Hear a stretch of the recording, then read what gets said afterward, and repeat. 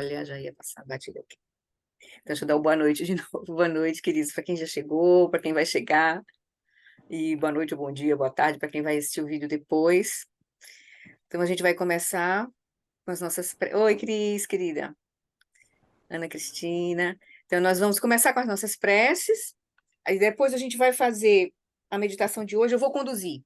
E a gente vai permanecer nesses próximos 2 encontros ou 3, acumulando aquelas 2 primeiras práticas. Hoje eu vou repetir a prática da penúltima terça, que é a fase, dando a ênfase na fase do relaxamento, que é atenção plena na respiração no corpo inteiro. Então, eu mesmo vou conduzir agora para ficar uma coisa mais calma, menos barulhenta, menos...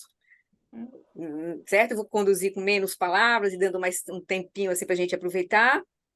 E a gente, então, né, colocando da importância que é cultivar. O Lama, nesse retiro de 8 semanas, está dando uma ênfase muito, muito forte para a importância da gente realmente estabelecer a base, de estabelecer o corpo em seu estado natural, estabelecer principalmente a fala em seu estado natural, um silêncio sem esforço. Para isso, porque sem isso, a gente não vai conseguir tomar a mente como caminho, que é a prática principal da fase 1. Certo? Então, ele tá dando muita ênfase, ele está conduziu bastante prática nesse sentido, nesse retiro agora de 8 semanas. Então, foi maravilhoso, assim. Então, eu estou até mais, assim, feliz, assim, da gente ter começado por aí também, assim, aqui nesse grupo aqui, né?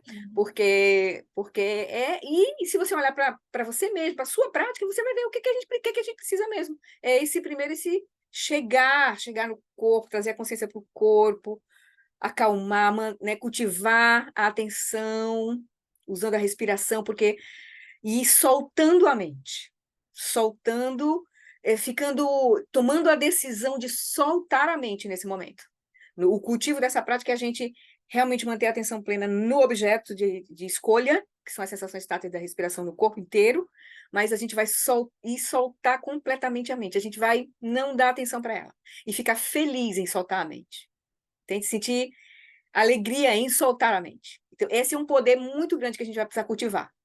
E essa mente que a gente vai soltar, na verdade, não é os pensamentos involuntários que surgem, é o pensar o pensamento, é o bate-papo interno, que a gente precisa silenciar para poder a gente olhar para a mente, senão a gente não vai conseguir tomar a mente como caminho. Então, a gente precisa realmente ficar feliz, satisfeito em soltar completamente essa ruminação interna. Tá bom? Então, a gente vai ter a oportunidade de praticar de novo aquela primeira prática de estabelecer de atenção plena na respiração no corpo inteiro. E na próxima terça a gente faz a segunda fase, que é trazendo agora atenção para cultivando a estabilidade, né, da atenção. Então, vamos lá. Eu vou compartilhar, eu vou fechar os microfones e a gente inicia com as preces e daí a gente se organiza para a prática.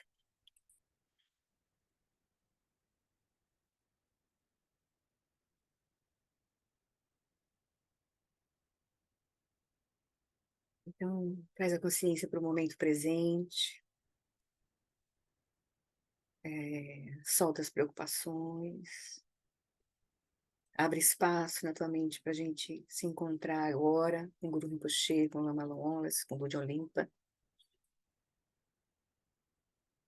né? E para a gente purificar completamente a nossa aspiração, da nossa prática, a nossa motivação, e pedir as bênçãos de Guru Rinpoche de toda a linhagem para o nosso estudo de hoje. Então, diante de Guru Rinpoche, que simboliza toda a lucidez que todos os Budas acessaram, mas que é a nossa verdadeira natureza, é a natureza última de todos os seres, não só dos nossos mestres, mas nossa, de todos os seres. Então, com esse reconhecimento, a gente olha para a nossa condição agora, apesar de a nossa condição última ser a consciência primordial, a natureza de Buda, nesse momento nós não estamos reconhecendo, nós estamos operando com a nossa mente dentro desse corpo, com todos os condicionamentos que trouxemos de vidas passadas. Mas imediatamente a gente contempla o primeiro pensamento, que é reconhecer a vida humana preciosa, esse nascimento humano precioso. lembrando que as facilidades e vantagens desse precioso renascimento humano são extremamente difíceis de encontrar, porque a gente vai se dar conta de que esse fluxo contínuo de consciência que segue de vida para vida, com todos os seus karmas, operando com a ignorância, já teve inúmeros nascimentos, e agora a gente reuniu as causas e condições para ter esse corpo humano, que é muito favorável para transcender a confusão. E não só temos o corpo humano, mas encontramos o Dharma, encontramos uma linhagem viva, encontramos, né, o nosso mestre que está pegando na nossa mão, os nossos mestres, né, que estão pegando na nossa mão e nos conduzindo nesse caminho para a gente realizar a nossa verdadeira natureza. Então, nos alegramos com a nossa vida humana preciosa. Também a gente se lembra da impermanência de todos os fenômenos, lembrando que todos que nascem estão sujeitos aos fenômenos da impermanência da morte. Lembramos que os fenômenos são como ondas no oceano, surgem de causas e condições. Quando as causas e condições mudam, os fenômenos mudam. Então, vivemos num contínuo fluxo de manifestação, seja no nível sutil, mas também no nível grosseiro. Então, no nosso corpo, na nossa mente, nas nossas células, que é o nosso nível mais sutil, mas também no nível mais grosseiro das nossas relações, no ambiente, tudo é em constante mudança. Então, a gente aproveita cada momento como prática, não perdemos tempo, e para não nos arrepender no momento da nossa morte que virá, em algum momento, a gente não sabe quando. E aí a gente lembra da interdependência das causas e condições, todos os fenômenos, todas as causas e condições se reúnem, os fenômenos surgem. Lembrando, e a gente lembra que a causa e o resultado de ações virtuosas e não virtuosas não podem ser evitados. Então a gente cuida, né? Essa interdependência, ela é do nível mais amplo, do nível mais sutil, então assim, desde o universo, o ambiente, nosso comportamento, nossa mente, tudo surge de forma interdependente, mas a gente pode cuidar das nossas ações, aquilo que está sob o nosso domínio. Então a gente cuida de praticar ações virtuosas e evitar ações não virtuosas para a gente manter as condições ao nosso redor favoráveis, né? Não trazendo sofrimento a nós e nem aos outros, procurando trazer benefícios. Isso ajuda a gente no nosso caminho. Por fim, a gente lembra da natureza de sonho, do sofrimento do samsara. Lembrando que a natureza o sofrimento surge principalmente da nossa mente. E a gente vê não só o sofrimento do sofrimento, que é o sofrimento mais grosseiro, mas também a gente se dá conta do sofrimento da mudança.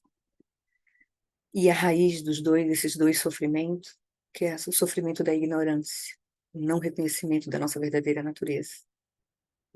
É desse sofrimento sutil que surgem os dois outros tipos de sofrimento.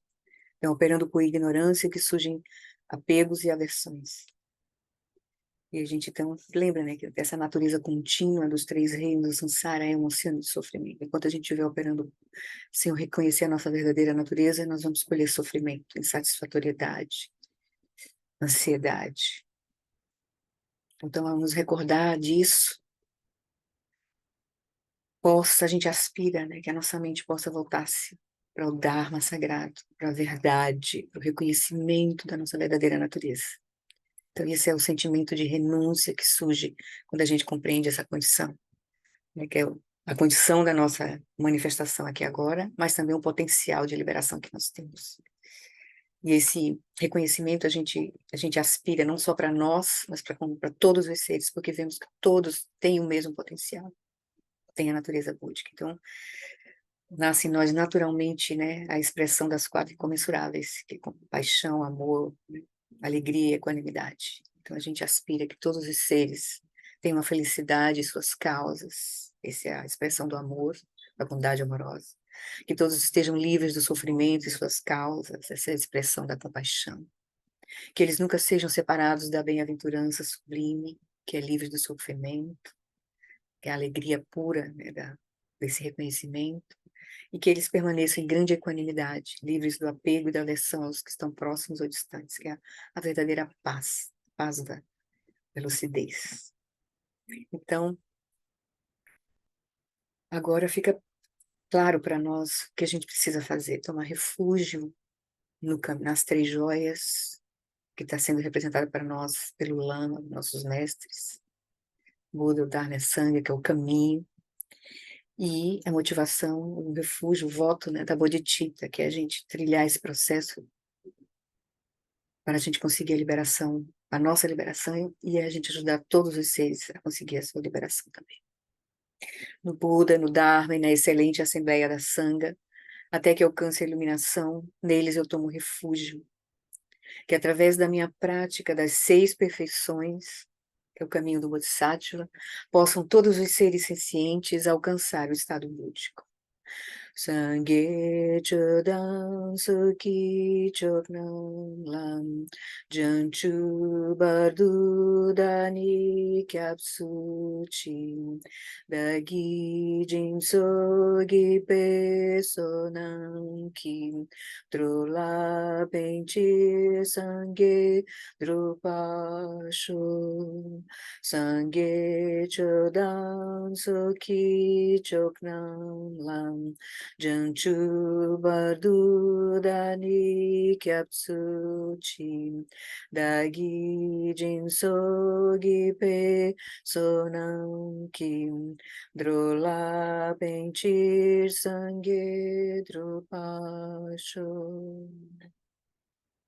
Então agora a gente pede as bênçãos de Guru Rinpoche com a prece das 7 linhas, pedindo que ele remova todos os obstáculos externos, internos e secretos, e nos conceda as bênçãos para a gente realizar, remover, né, realizar a nossa verdadeira natureza, que é inseparável da natureza de Guru Rinpoche e de todos os Budas.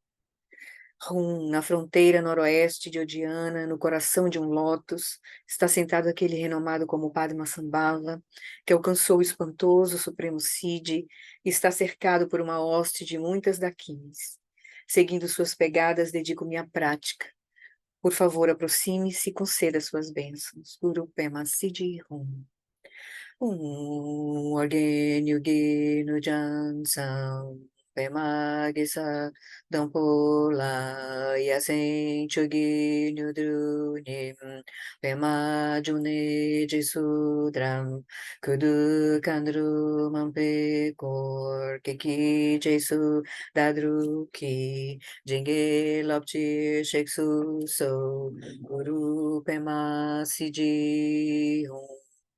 Orgênio no Jansam, Pema Gesardum Polam, Yatsen Choginho Drunim, Pema June Jesudram, Kudu Kandru Mampe Kor, Keki Jesu Dadrukim, Jingi Lapti Sheksu So, Guru Pema Siddhi Hum. Imagina, a gente imagina que Guru Rinpoche se dissolve numa esfera de luz com as 5 luzes, das 5 luzes puras de sabedoria. Vem para o topo da nossa cabeça, se desce pelo nosso canal central, repousa em nosso coração. Recebemos as bênçãos de reconhecer que o nosso corpo, fala e mente, se tornam inseparáveis do corpo, fala e mente de Guru Rinpoche, como água derramada na água.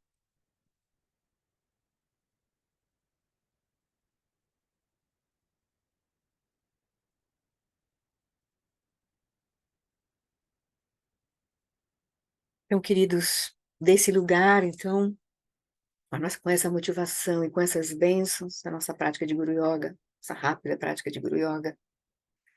Então, a gente então vai fazer uma sessão de meditação, tá? Silêncio.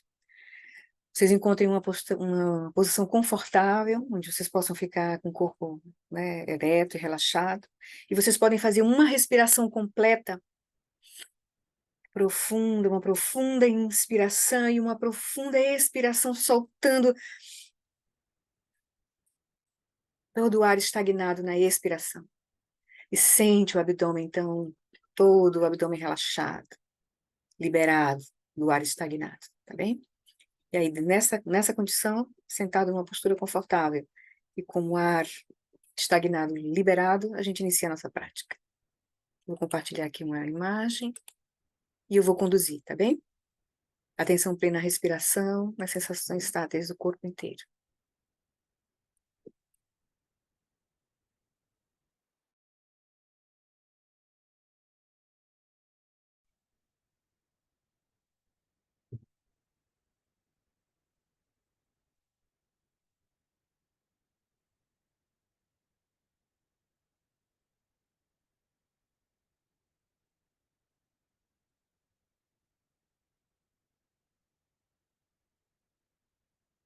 Deixa que o som do sino seja um sinal para você relaxar.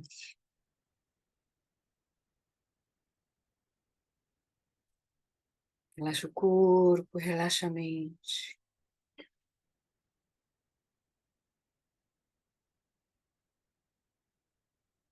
Com os olhos direcionados para o espaço à sua frente,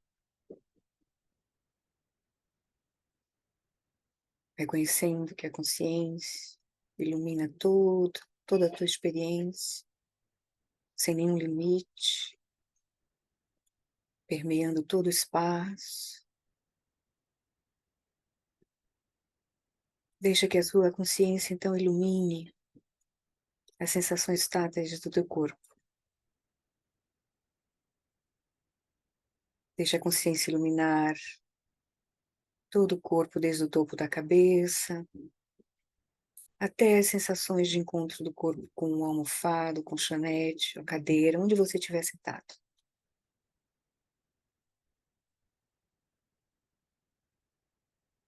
Sente essa energia do elemento terra, ou seja, essa energia de confiança, de solidez, de confiança.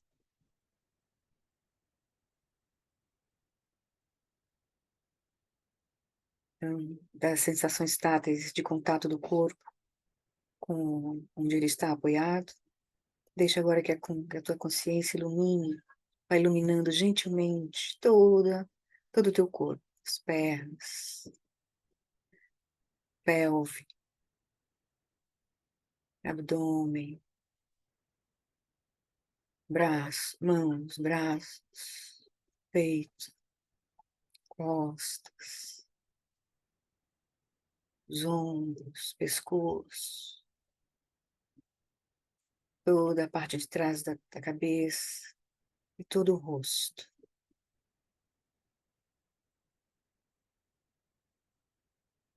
E aproveitando cada expiração, solta as tensões que encontrar no rosto, na testa, nos olhos. Solta os músculos da face, as mandíbulas, solta os lábios. Solta as tensões no pescoço, nos ombros, peito.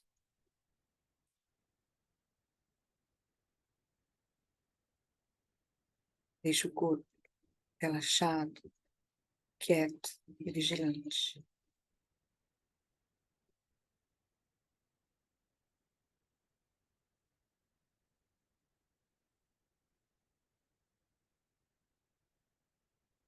Agora deixa a tua consciência iluminar a tua respiração,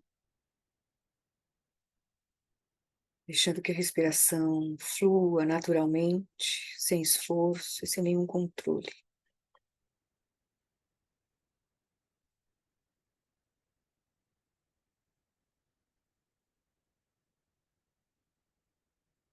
E agora com o corpo relaxado, quieto e vigilante, e a respiração no seu ritmo natural,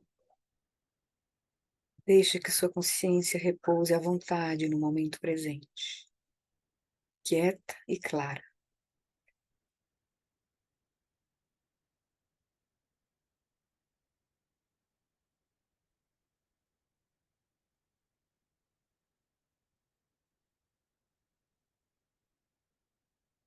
Com essa consciência então permanecendo em seu próprio lugar,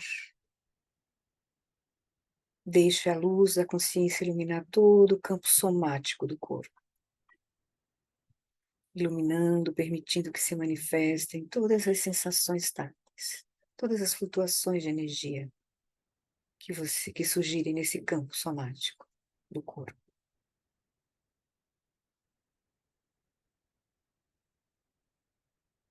Se familiariza com as sensações táteis do teu corpo.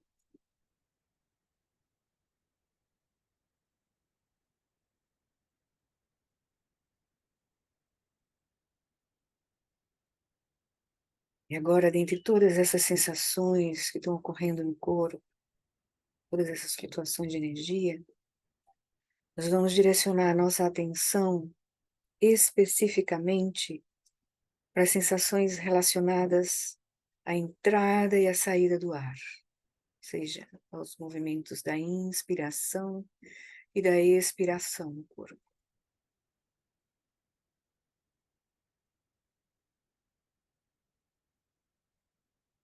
Permanecendo, repousando na quietude da consciência, a gente experiencia o corpo inteiro respirando.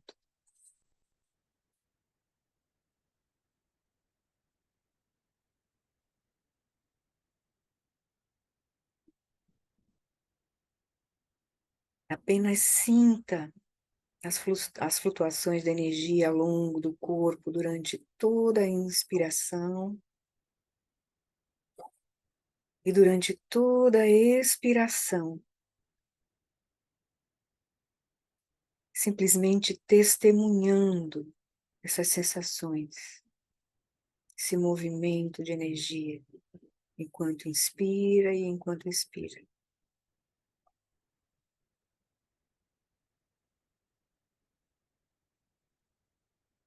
Sem imaginar o corpo, sem pensar sobre o corpo.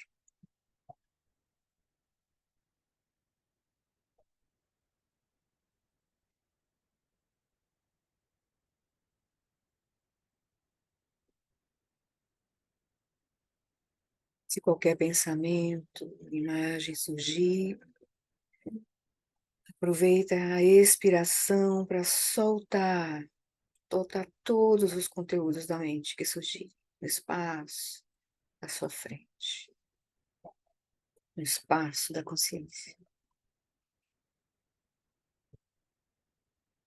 Alegremente você solta, simplesmente decide manter a atenção nas sensações táteis da inspiração e da expiração.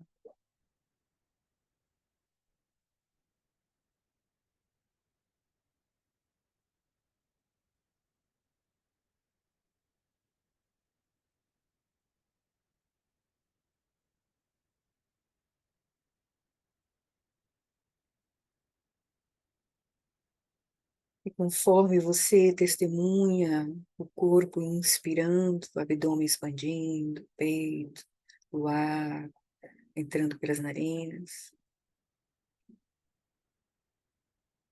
você aproveita o momento da inspiração para acender, para intensificar a clareza da consciência que experiencia essas sensações.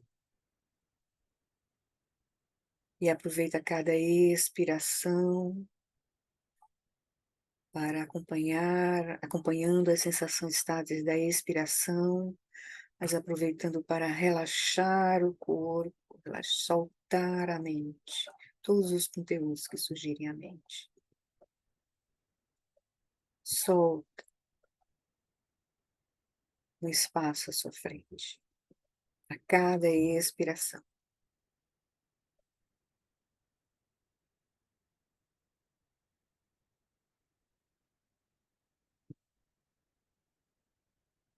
Então, com cada inspiração, intensifique e foque a consciência, olhando de perto as sensações táteis da inspiração. Com cada expiração, relaxe completamente o corpo e libere todos os conteúdos da mente no espaço da consciência, sem perder a clareza da consciência.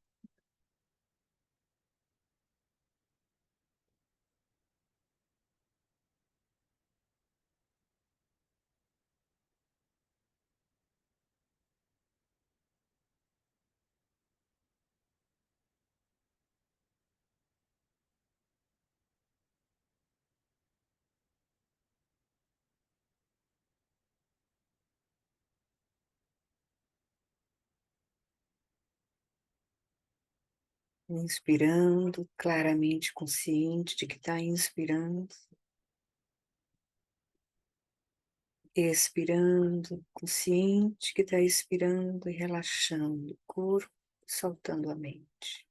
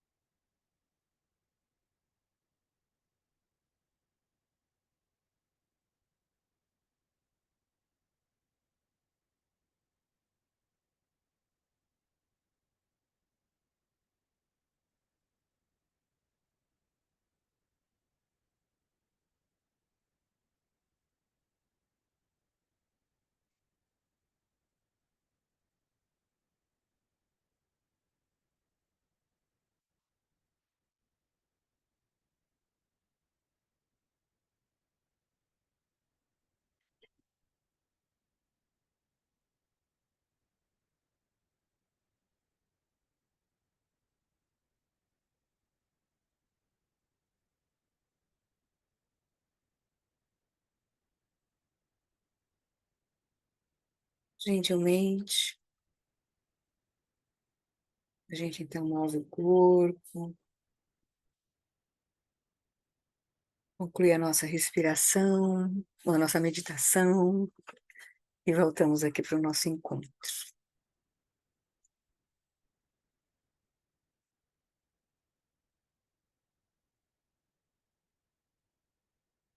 Bem?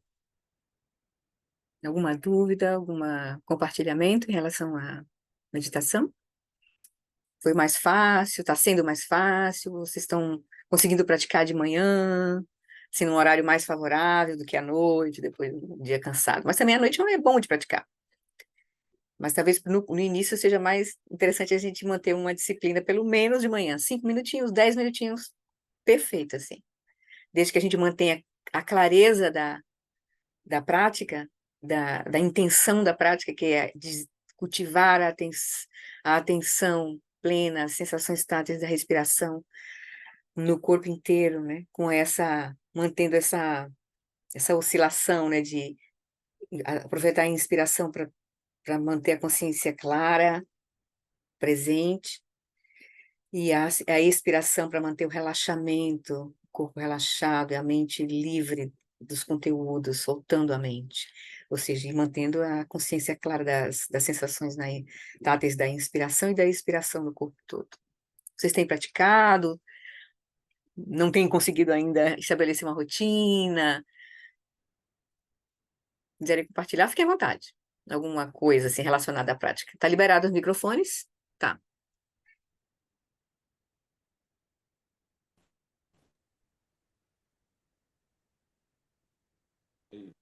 Oi? Tá me Átila? ouvindo? Tô ouvindo. Ah, eu geralmente eu pratico à noite. De manhã eu trabalho. Então Cedo. eu pratico ou muito cedo algumas coisas, né? Muito Sim. cedo, mas aí não é essa prática. E essa prática geralmente eu faço à tarde ou à noite. Ou à tarde e à noite, Uhum. né? Então é porque de manhã, a parte da manhã ela é meio tomada já com algumas outras coisas antes do trabalho, né? Então tem como, Ótimo, mas é bom, ótimo, não. O importante é que a né? gente mantenha um cultivo dessa prática, ou seja, Sim, uma regularidade, para a gente obter os benefícios, né? Eu tenho percebido que, como eu tenho mantido nesses últimos, né, nas últimas semanas, assim, principalmente nos últimos dias, e com esse foco de soltar, de soltar esse bate-papo, essa fala interna, no silêncio, eu tenho me percebido mais atento no meu dia a dia, no movimento, quando termina a prática, para eu observar esse silêncio também, a desnecessidade de estar mantendo uma conversa interna durante as atividades que a gente está fazendo, lavando a louça, comendo. Então, eu tenho me percebido mais atenta a esse ponto que não estava, digamos assim, claro para mim, assim, não estava evidente como a importância da gente entrar em contato com essa fala interna e soltar ela, porque essa fala interna obscurece, né, a nossa própria clareza da nossa consciência, porque a gente gera um, um ruído na nossa própria mente que tira a clareza da nossa mente. Então, com a mente mais calma, quieta, com essa fala interna quieta, a gente está mais presente às circunstâncias e o que surge na mente surge mais claro e o nosso pensamento fica mais claro, a nossa compreensão fica mais clara. Isso serve para o momento que a gente está estudando, para o momento que a gente está fazendo algum trabalho, entende? Essa prática é muito poderosa mesmo. E se a gente começar a desfrutar dela, e a gente não precisa fazer essa prática longa, a gente faz ela 5, 10 minutos, mas faz ela claramente assim, né? Experimenta esse silêncio interno, né? E o cultivo da atenção na respiração, com um foco claro de direcionamento da nossa atenção, da nossa mente. Então, isso é muito poderoso, assim, é uma prática muito poderosa. Oi, Marcelino. Oi, boa noite, Flori. Boa noite, querido. O que é mais importante, no caso, assim, manter o silêncio interno durante as atividades ou recitar os mantras? O que você acha que seria? Porque Duas coisas podem ser úteis, né? As duas coisas podem ser úteis, dependendo da situação que você esteja. A conexão com os mantras, o mantra, o próprio nome é proteção da mente, né? A gente como que troca o ruído interno por um conteúdo que gera em nós uma devoção, né? Uma aspiração. Mas a gente pode estar entoando um mantra com um ruído interno acontecendo na mente. Então, a própria atenção ao mantra pode estar desfocada por conta da gente não ter, da gente não conseguir soltar né, a ruminação interna. Então, se a gente consegue manter a atenção no mantra, então a gente está cultivando esse silêncio interno indiretamente, porque a gente está mantendo a atenção para o mantra, como a gente está mantendo a atenção na respiração. Mas aí a gente precisa olhar se a gente está com a atenção no mantra ou se a gente está recitando o mantra, mas a mente está em outro lugar, né? Então é legal, então é bem legal a gente observar isso assim, né? Mas o silêncio interno, esse ruminar da mente, esse julgamento, a mente é útil, ela tem a sua utilidade, mas ela não precisa estar ligada o tempo inteiro. Esse é o ponto. Então a gente vai usar quando necessário, mas se a gente começar a ver esse movimento, que a gente nem vê esse movimento, a gente não consegue nem perceber ainda. Então, quanto mais a gente praticar, mais a gente vai se familiarizar com a nossa, né, com essa dimensão mais sutil, né, mais interna, que é a nossa mente e a nossa consciência, né? A gente vai diferenciar a quietude da consciência dos movimentos da mente. E a gente vai ver que tem o movimento involuntário da mente, são aqueles pensamentos, imagens que surgem, e tem o pensar o pensamento, que é quando a consciência se funde com os conteúdos e aí ela já se perde no referente dos conteúdos que surgem na mente. Para a gente poder fazer a prática de tomar a mente como caminho, a gente vai ser capaz de observar a mente à distância, da quietude da consciência, e observar o que surge. Então, a gente vai poder ver o conteúdo da mente, que surge na mente, os pensamentos involuntários, imagens, sem ser arrastado imediatamente pelos referentes, que normalmente a gente está arrastado pelos referentes, pelos conteúdos. Oi, essa prática tem muito disso, né? De preparar esse observador. Exatamente. Não o observador, mas essa posição de observação, né? É a segunda, dos 3 estágios de estabelecer o corpo, a fala e a mente em seus estados naturais, é estabelecer a fala no seu estado natural, que é o do silêncio sem esforço. Esforço. Então, a gente acha que parece que a nossa mente precisa estar ativa o tempo inteiro, ela não precisa estar ativa o tempo inteiro. Isso obscurece a nossa própria mente, a nossa clareza das circunstâncias. A gente fica preso numa ruminação. Sim. Essa ruminação nos rouba a clareza. E a gente não vê, de fato, o que está acontecendo internamente na nossa mente. Né? Os padrões sutis que nos aprisionam, né? Nossas visões, enfim. Pauliana, e aí para a gente seguir para o nosso estudo. A minha impressão é que a flutuação de estar mais disponível para realmente observar ou não é uma flutuação muito grande. E às vezes eu tenho procurado ser regular na prática, às vezes me dá a impressão que eu estou enxugando gelo, né? Porque Uhum. parece que Mas não. a gente vai ver que o primeiro estágio de shamatha é reconhecer essa confusão também aí. É um sinal de que a gente está começando a direcionar a atenção para o foco, e aí quando a gente direciona a atenção para o foco, fica evidente, vai começar vai aparecer claramente para nós a inquietação da nossa mente. Então, a gente vai ter que passar por isso. E aí essa atitude de tomar a decisão, por exemplo, nessa prática de atenção plena respiração, de realmente não se importar com o que surgir na mente, de soltar a mente com alegria, entende? Ficar alegre em conseguir soltar a mente, esse é o ponto, assim. Entende? Porque a gente tá é uma energia de hábito seguir esse processo, seguir essa ruminação interna. É uma energia de hábito. A gente construiu isso durante muito tempo. Então, agora a gente está, né, se propondo a olhar para a nossa mente, né? Então, aí tem esses estágios graduais que nos ajudam a nos preparar para isso, né? Estabelecer o corpo em seu estado natural, e aí estabelecer a fala em seu estado natural, que é esse silêncio. E a fala está muito ligada e diretamente ligada com a respiração, porque o que move o que deixa essa mente agitada é essa energia, uma energia interna da mente que está ligada ao nosso sistema nervoso, ao prana. E aí, manter a respiração no seu ritmo natural ajuda, exatamente a instrução que está nessa fase, né? Você vai soltar a fala interna, né? Deixar a fala interna seja o silêncio, estabelecendo a sua respiração no seu ritmo natural. Então, é a chave aí, a gente usar. Aí, como o nosso objeto de foco é a própria respiração, e é legal, assim, porque a gente está trazendo consciência para esse nível sutil de energia, né? Do prana, né? Tem a respiração grosseira, mas tem um prana associado ali, a respiração, que faz o movimento da nossa mente, assim, mantém a nossa mente ativa. Não sei se vocês percebem, a gente tem um grau de ansiedade que a gente nem nota. A gente está sempre, parece que ligado, assim, a gente tem um grau de tensão que a gente não nota.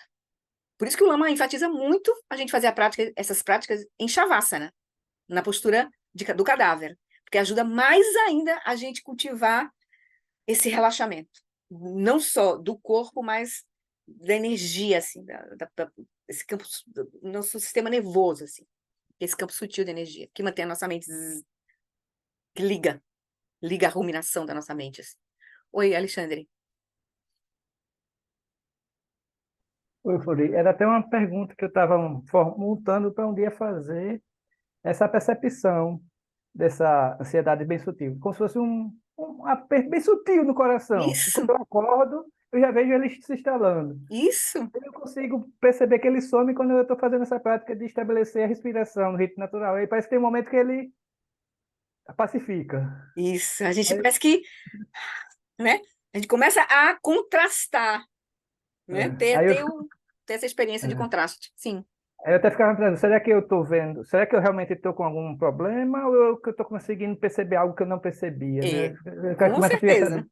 Com certeza. E se a gente começar a fazer prática em Shavasana, nem que seja assim, práticas curtas, só para a gente manter a mente, né? Clareza da consciência, presença, essa prática de sensação, status e respiração toda é perfeita para fazer em Shavasana. A gente vai ter mais ainda oportunidade de sentir essa condição de relaxamento do nosso sistema nervoso. É como se fosse tomando um ansiolítico, assim, essa prática de fazer Shavasana. É interessante. Eu digo isso, estou dizendo para você, mas estou dizendo para mim, porque eu tenho resistência a fazer. Eu não me disponho a fazer deitada. Incrível isso, né? É como se tivesse uma resistência, assim. E eu acho que essa resistência já é essa ansiedade. Eu sou muito ansiosa, né? Mas assim, e eu vejo quando praticando, e aí saindo da praticação, eu vejo agora entrando num processo de ansiedade, eu vejo melhor, assim, sabe? Eu consigo começar a ver, assim, esse processo. Então, esse o resultado da nossa prática, né? O cultivo da nossa prática. Muito legal. A gente vai ver muita coisa, assim, que a gente não estava percebendo. Certo? Então, tá bom, queridos. Convido vocês a manterem um horáriozinho, 5, 10 minutos diariamente. Se puder ser 2 sessões de manhã e de noite, melhor. E se puder manter essa consciência na atividade, de manter o corpo relaxado, respiração no seu ritmo natural. Como eu estou agora aqui fazendo essa atividade? Como é que está meu corpo? Como é que está minha respiração? E como é que está minha mente? Eu estou ruminando incessantemente, desnecessariamente? Então, isso é maravilhoso, assim. Parece que a gente está praticando todo o tempo inteiro, entende? Se a gente começa a trazer isso para o nosso movimento, é como se a gente estivesse praticando o tempo inteiro. Entende? A gente não vai sentir muita diferença entre sentar e praticar e se levantar e se mover no mundo praticando, né? Então, é bem legal isso, assim. Melhora muito, uma coisa melhora a outra, né? E isso pode vir espontaneamente, né? Eu vi assim, tentando fazer mais regularmente. Sim. Eu vi que de vez em quando, durante o dia, sem eu ter dado nenhum comando, nada, vem o exercício, sabe? Uhum. Vem assim, é muito lindo de ver isso. Com Daí certeza. isso te anima a você sentar. E de novo, né? De manhã Isso. você vai Aí de você novo. começa a ter alegria pela prática. O Lama disse, a chave da gente manter a prática é a alegria de praticar. Senão não mantém. Senão não Senão mantém. você não mantém. É. Se você não estiver gerando alegria pela prática, tem uma coisa errada. Mas ela surge, você fazendo mais regularmente, ela surge Vai surgir, naturalmente. vai surgir. Surge. É lindo. Lindo. Tá bom, queridos, que bom, então. Sigam aí, vamos seguir, estamos juntos aí Vamos nesse indo, processo. vamos indo. Vamos indo. Então, tá bom. Eu vou agora compartilhar o texto para a gente voltar para o nosso estudo. Em Shavasana, também de olhos abertos, Leila perguntou. Sim, o Lama sempre lembra de os olhos abertos, nem que seja parcialmente abertos, mas abertos. Você pode direcionar para o teto ou de uma forma que se sinta confortável com o teu olho. Você vai ter que experimentar e ver como fica melhor para você. Tá bom, Leila? Acho que ela estava aí, saiu. Ah lá, Leila está aí, sim. Tá bom, querida. Então tá, então vamos lá, compartilhar o texto. Mas antes de compartilhar o texto, deixa eu mostrar aqui, só um minutinho, onde a gente parou. Eu vou pegar o arquivo, porque o arquivo está mais... só um minutinho. O arquivo que eu digitei, que aí só para a gente lembrar de onde a gente... No texto raiz, né? O que a gente já cobriu e onde a gente parou. Deixa eu compartilhar aqui. Pronto. Então, até agora, esse aqui é o texto raiz, certo? Que é o texto que o Lama comenta no livro. Então, só para a gente se localizar. Então, nós estamos vendo o texto A Essência Vajra, que o subtítulo é Da Matriz de Aparências Puras e Consciência Primordial, um Tantra autoemergente da natureza da existência. Então, esse é o texto que a gente está estudando, né? A fase 1 desse texto. A introdução, que a gente já cobriu, ele diz assim: homenagem à face manifesta do próprio Samantabhadra, o soberano onipresente, a base original primordial. Então, ele faz homenagem, e aí ele diz: a linhagem da consciência iluminada dos Budas é assim designada porque as mentes de todos os Budas dos 3 tempos têm apenas um sabor no espaço absoluto dos fenômenos. Ele vai falar dos 3 tipos de linhagem: a linhagem mente a mente. A linhagem simbólica dos Vidyadharas é assim designada porque os sinais simbólicos da realidade última, o tesouro do espaço, emergem espontaneamente, sem depender dos estágios do treinamento espiritual e da prática, que é a visão, né, dos Vidyadharas, Togal, a prática de Togal. E a linhagem oral dos indivíduos comuns é assim designada porque estas instruções práticas surgem naturalmente em transmissões verbais como um acesso para os caminhos dos discípulos, como preencher um vaso. Aí, nós estamos agora nesse tópico, que é do John Limpa e a essência Vajra. Essas instruções se revelaram por si mesmas, não por seres humanos, como uma exibição mágica da consciência primordial. Então, ele disse que ele acessou diretamente, né, o que está sendo dito aqui, essa visão, essas instruções. Possa eu, aí ele diz assim, né, mas aí eu aqui, aquele que realizou a natureza da existência, eu como Samantabhadra, não eu do John Limpa, o ser, né, lá o tibetano. Então, possa eu, o mentor espiritual do mundo, corporificando essas 3 linhagens e sendo abençoado com as rodas ornamentais inesgotáveis dos 3 segredos dos Budas e Bodhisattvas, e possuindo a permissão das 3 raízes e dos guardiões atados por juramento, semelhantes ao oceano, possa eu levar isto à perfeição, que é manifestar essa visão, né, que ele recebeu. Aí nós estamos aqui nesse tópico. Nesse tópico ele está dizendo: a natureza da existência primordial, originalmente pura, que é a grandiosa realidade última, transcendendo o intelecto, é obscurecida pela concepção de uma essência e pela fixação na dualidade. Devido a isto, os indivíduos são aprisionados ao se fixarem à existência real dos 3 reinos delusórios do samsara, o reino da forma, da não forma e do desejo. E nós estamos hoje no reino dos desejos, como seres humanos. Entretanto, há aqueles que acumularam vastos méritos ao longo de muitos éons e que têm o poder das aspirações puras. Então, para o bem daqueles que têm a boa fortuna para alcançar a maestria sobre a realidade última, o tesouro do espaço, através do despertar das forças kármicas, do engajamento na ação do não agir, na grandiosa consciência primordial auto-originada, então, para aqueles que têm essa boa fortuna, eu apresentarei esse fundamental rei dos tantras, espontaneamente surgido da natureza da existência do Sugata Garbha. Então, nós estamos olhando esse parágrafo e nós paramos aqui, na última terça-feira. Deixa eu voltar lá para compartilhar agora o texto do livro. Então, nós estamos, para quem tem o livro, é na página... Só vou retomar aqui rapidinho, né? Ele estava falando exatamente, ele já falou sobre a natureza última, né, essa natureza primordial, que ele fala, essa natureza da existência primordial, ele diz que, né, tem um sentido, né, a palavra kadag tem sentido de atemporal. Ele falou um pouco sobre, né, sobre essa primeira frase, né, a natureza da existência primordial originalmente pura, que é a grandiosa realidade última, transcendendo o intelecto. Então, é a página 25, né? É obscurecida pela concepção de uma essência e pela fixação na dualidade. Então, eu vou retomar aqui desse ponto. Aqui, deixa eu ver onde é que eu achei mais interessante. Ele está falando do fenômeno da fixação, né?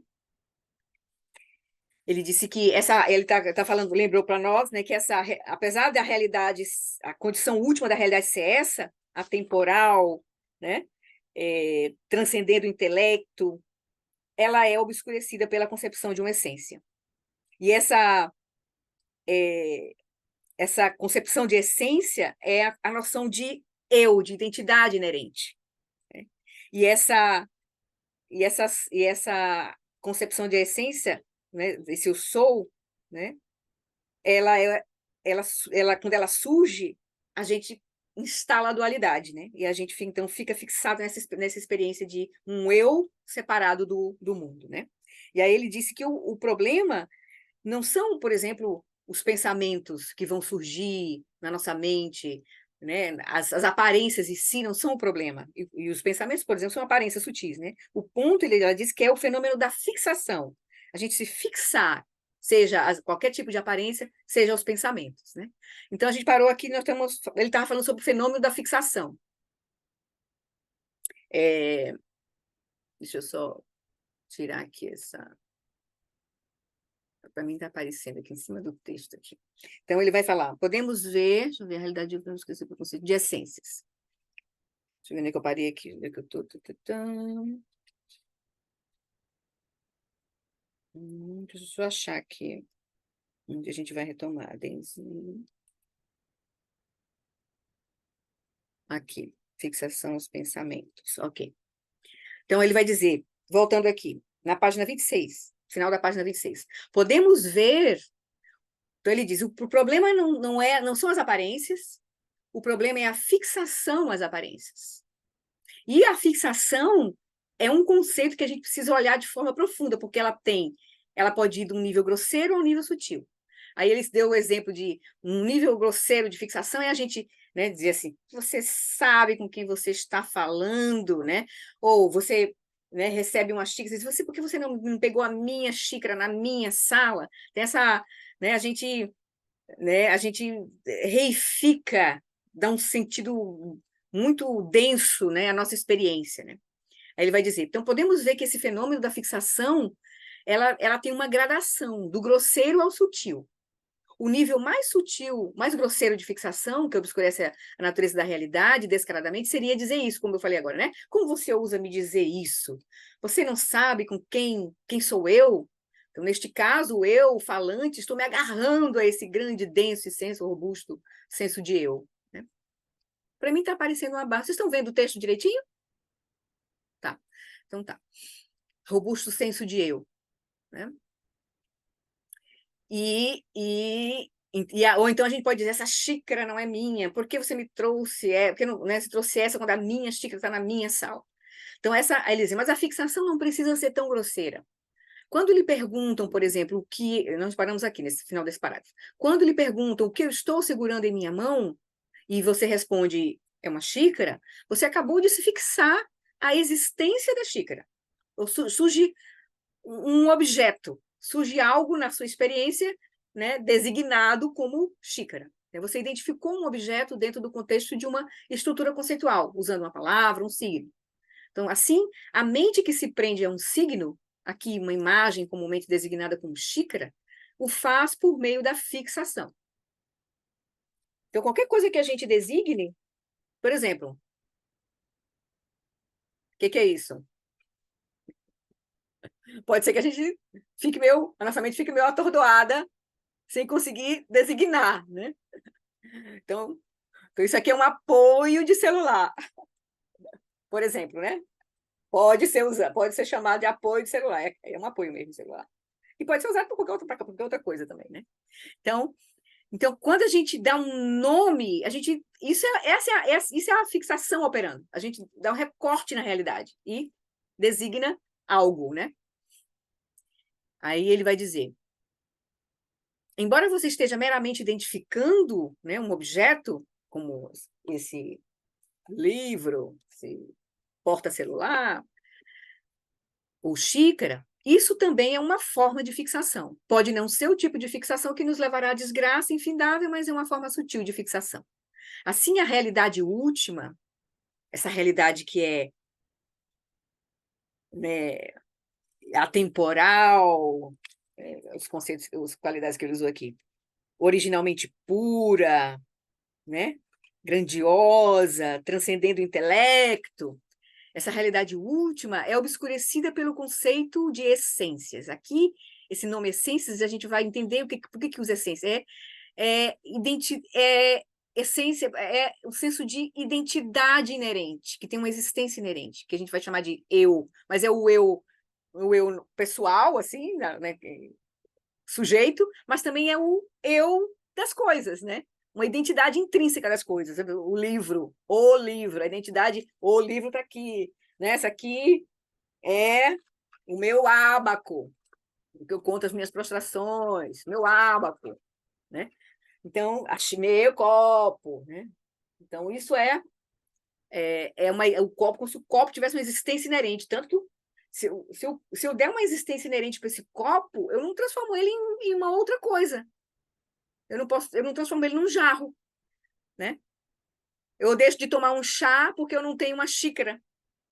Mas eu posso, peraí, bota o chá aqui. Mas vai ser um copo, não é uma xícara. Então, assim, a gente, né, perde a liberdade frente à realidade, né? Então, esse conceito de essências é isso, a gente dá uma existência inerente às coisas. Então, não é apenas o conceito que obscurece a realidade última, mas sim a sua reificação, que é um tipo de fixação, que é a fixação ao conceito, né? Que cria o obscurecimento. É a fixação ao conceito de uma essência, assim, de uma existência inerente, né? Deixa eu parar aqui, porque a Tariha... Oi, Tariha. Eu estava pensando aqui, né, na linguagem, né? Que Sim, hoje os conceitos são formados já pela sim, linguagem, já. É, exatamente. A gente né? vai precisar, a gente vai usar a fixação. Não tem como a gente não Uhum. usar a fixação para a gente se comunicar. Até ele vai dizer, até na prática do próprio Dharma, a gente vai usar a fixação. Mas é legal a gente começar a entender esse conceito de fixação e a diferença entre o problema que é a reificação, que é um tipo de fixação, que é a fixação, a reificação, que é a fixação à existência inerente, que aí é chamado de reificação. É um tipo de fixação, né? Entendeu? Eu pensei que justamente que essa reificação ela é produzida na linguagem, veja se eu estou errada. E, Não, assim, esse é não, o não grande apoio da precisa. linguagem. Não precisa. A linguagem gera uma fixação, mas a reificação não é obrigatória. A gente não precisa reificar.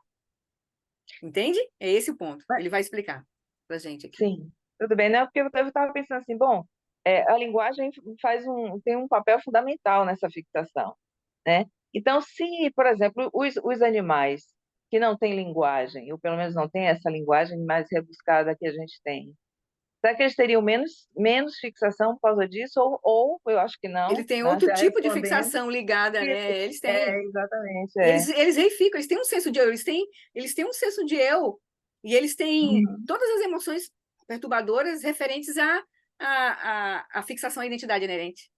Eles têm medo, né? Tem tudo. Então, eles Uhum. estão operando com a reificação de um eu, né? Oi, Átila. Tu desistiu?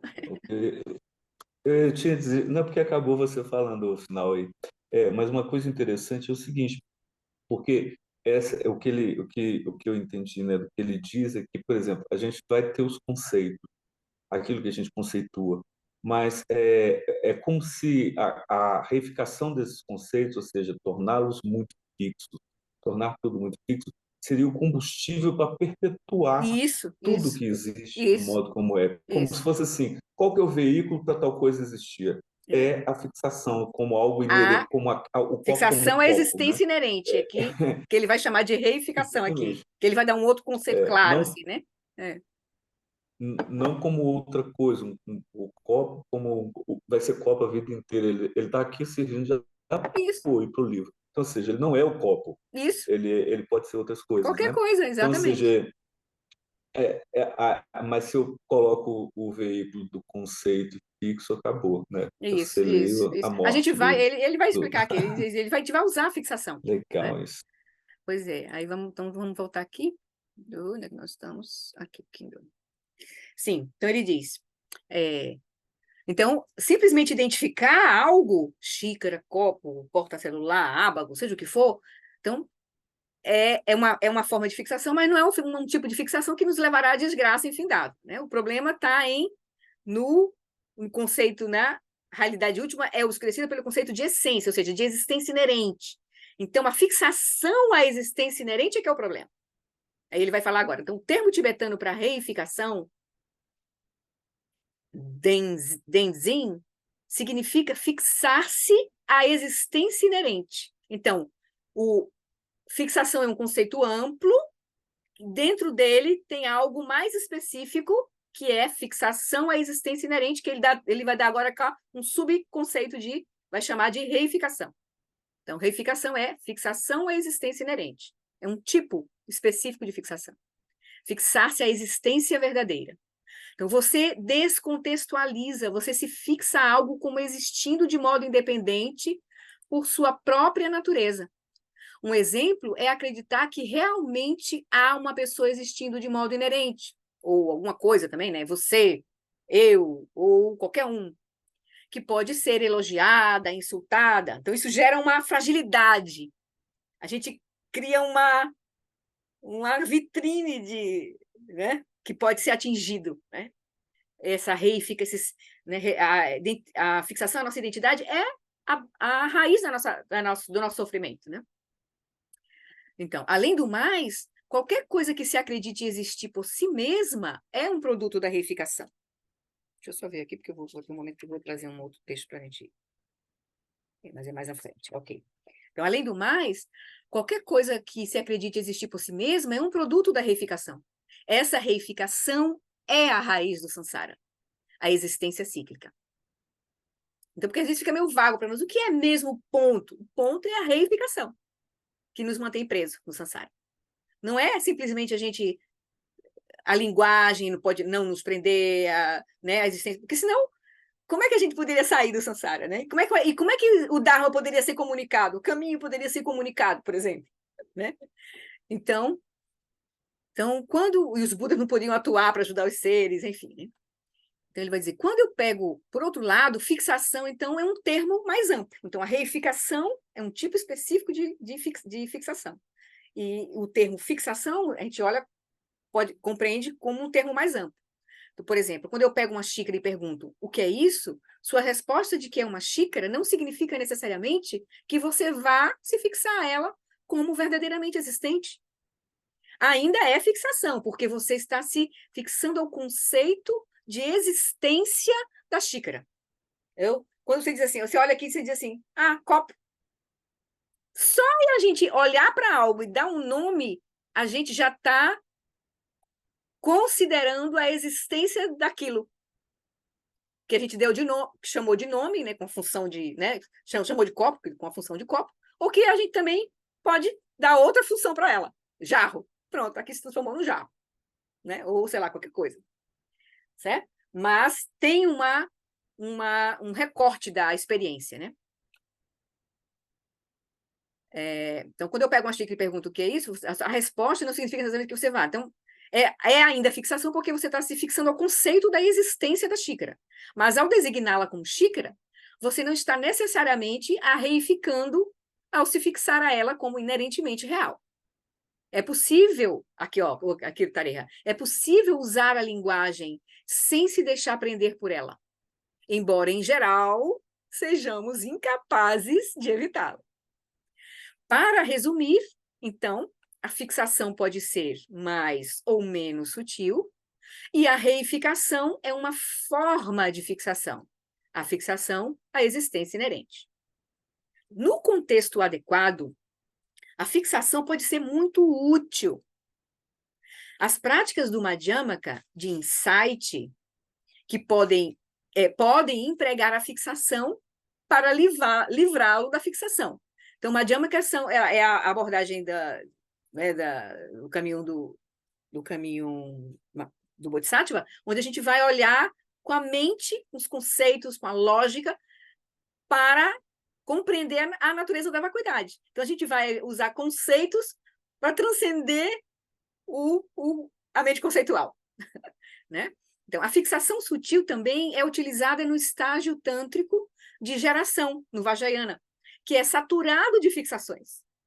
Ali, visualizando o seu ambiente como uma terra pura e se imaginando como a deidade, você desenvolve certo entendimento de que sua noção normal de identidade, esse euzinho que está praticando lá, o fulano, a cicrana, homem, mulher, é apenas uma construção, que ela é conceitualmente designada. Que na hora que você pode se visualizar, eu estou me visualizando como Floridalva, mulher, tal idade, né, isso, aquilo, tais habilidades, e na hora que eu estou fazendo a prática de sadhana, eu estou me imaginando como Guru Rinpoche, né? Então eu estou vendo que, se eu posso fazer esse tipo de troca de designação de mim mesmo, eu começo a ver que é um jogo eu me identifico com um conjunto de características que eu chamo Floridalva, e depois, na prática de sadhana que eu estou fazendo no estágio de geração, eu estou me identificando com uma deidade, com outras qualidades, com outra visão, né? Então, aí ele vai dizer, então, nessas práticas, você remove a construção usual de si mesmo e a substitui por outra identidade, que está muito mais próxima da realidade do que a sua identidade comum. Porque quando a gente está fazendo as práticas de sadhana, né, de deidade, né, gerando a visão pura do ambiente, a terra pura, e vendo a deidade, depois se visualizando como a deidade, a gente está usando a gente está usando as qualidades de luminosidade e vacuidade da nossa mente, que são as qualidades da nossa consciência primordial, da nossa consciência última. Então, nós estamos nos aproximando da nossa verdadeira natureza com essa prática, reconhecendo que toda a nossa experiência é luminosidade e vacuidade operando, né? Então, ver todos os seus pensamentos como expressões do Dharmakaya, todos os sons como Sambhogakaya, e todas as aparências como Nirmanakaya, é um tipo de fixação. Você os está vendo como alguma coisa, encobrindo-os com uma interpretação. Todavia, no budismo Vajrayana, essa é uma fixação muito útil. Tenha em mente, porém, ou seja, é caminho, né? Então, tanto os estudos do Madhyamika é caminho para a gente liberar a mente conceitual, usando os conceitos, liberar a mente conceitual da dualidade. No Vajrayana, a gente vai usar a imaginação, né? Também para nos levar a essa experiência de luminosidade e vacuidade, né? Que são as características da consciência, que é a nossa verdadeira natureza. Então, tenha em mente que, de uma perspectiva budista, você não usa consciente e deliberadamente a fixação à existência verdadeira. Ou seja, você não usa a reificação como parte do caminho. Evita-se isso, especialmente no Vajrayana. Quando você gera orgulho divino, que é você se vê como uma deidade, e se vê no campo búdico da deidade, né? Ter visão pura, ver todo o ambiente como o campo búdico da deidade, todas as pessoas como dakas e dakinis, e assim por diante. Quando você faz isso na prática do Vajrayana, você não pensa, eu sou realmente um Buda, ou esse realmente é Padmasambhava, e se fixa a visão como se possuísse existência inerente. Então, a gente vai usar a fixação, mas não a reificação. Né? A gente vai usar essa designação da realidade, de um certo modo, que é a fixação, mas não a reificação. Então, o ponto central do Vajrayana é manter simultaneamente a percepção da vacuidade do eu, do outro, do ambiente e assim por diante, junto com o orgulho divino e a visão pura.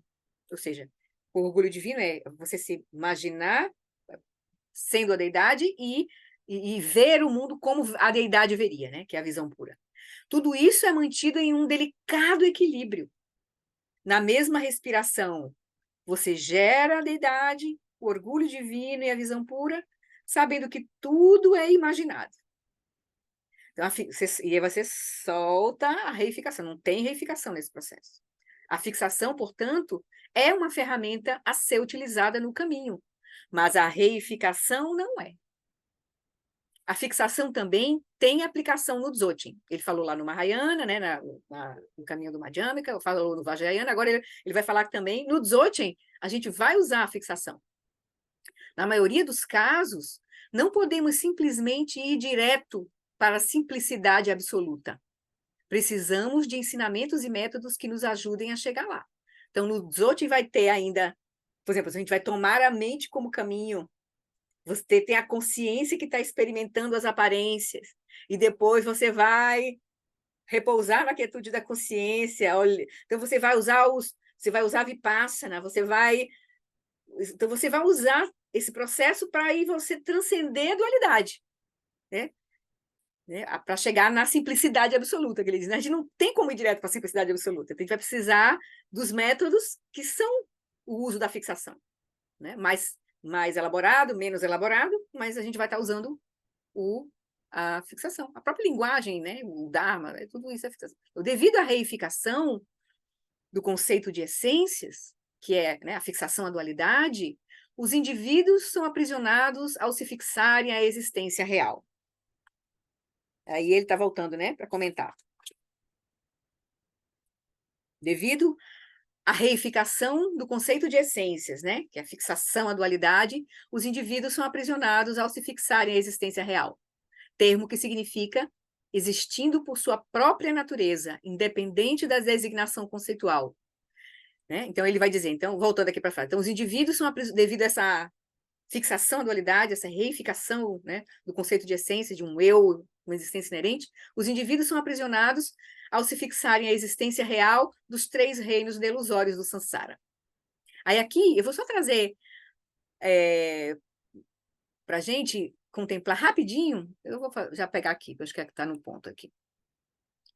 Vou pegar o Felicidade Genuína, que o Lama explica majestosamente isso aqui.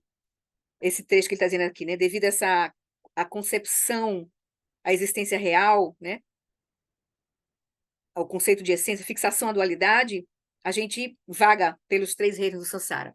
E aqui nesse tópico do Felicidade Genuína, que ele comenta sobre a yoga diurna, dos sonhos, a prática de yoga diurna dos sonhos, né? Ele diz assim: quando examinamos cuidadosamente o que consideramos como sendo eu e meu, não encontramos nada que seja intrinsecamente eu ou meu. No budismo, dizemos que eles, eu e meu, são vazios de uma existência inerente. Mas isso não quer dizer que não existam ou que não tenhamos nenhuma qualidade ou nenhum bem. Nós, com certeza, existimos, bem como as outras pessoas e o nosso ambiente natural. Mas como nós existimos? De acordo com a visão do caminho do meio, a visão madhyamaka, que é a livre dos extremos, né, do niilismo e do eternalismo, tudo consiste em padrões de eventos surgindo em um perpétuo estado de fluxo interrelacionado com o ambiente, nunca separado, nunca isolado e nunca independente. Assim, qualquer noção de si mesmo ou de alguma outra coisa como existindo de maneira independente é ilusória. Todos os fenômenos, isso aqui é que a gente tem que anotar e registrar para contemplar isso sempre. Todos os fenômenos condicionados surgem como eventos dependentemente relacionados. A originação dependente, aquilo que o Dalai Lama nos diz que é aquilo que a gente precisa realizar. Então, todos os fenômenos condicionados surgem como eventos dependentemente relacionados, pois dependem de 3 pontos. Das causas e condições anteriores para eles surgirem, dependem, uma vez surgido, dos componentes e atributos do próprio fenômeno e da designação conceitual que identifica o fenômeno que possui esses componentes e atributos, que aí é a que faz a ligação com a nossa mente. Então, né, o copo, ele teve causas e condições, tem as suas partes que tornam ele um copo, que é essa base. Não é qualquer coisa que é um copo. A gente está chamando de copo porque tem uma base e tem uma forma que pode reter um líquido. Senão, não seria um copo, certo? Então, ele tem as suas partes, que seria o segundo ponto, né? As causas e condições foi o material, a ideia de fazer, aquilo que se contribuiu para fazer isso aqui aparecer. Né? A ideia, o material, né? As condições para a coisa acontecer. Né? Aí os componentes e atributos do próprio fenômeno, a base, o formato que dá a ideia do uso do copo como copo. Né? E a designação conceitual que identifica o fenômeno que possui os componentes. O nome copo, a função copo. Isso é uma designação conceitual. Então, todos os fenômenos têm esses 3 atributos. Esses 3 atributos. Certo? Então, só para a gente se lembrar disso. Tá? Voltando aqui, então vamos voltar para o Aquietando a Mente.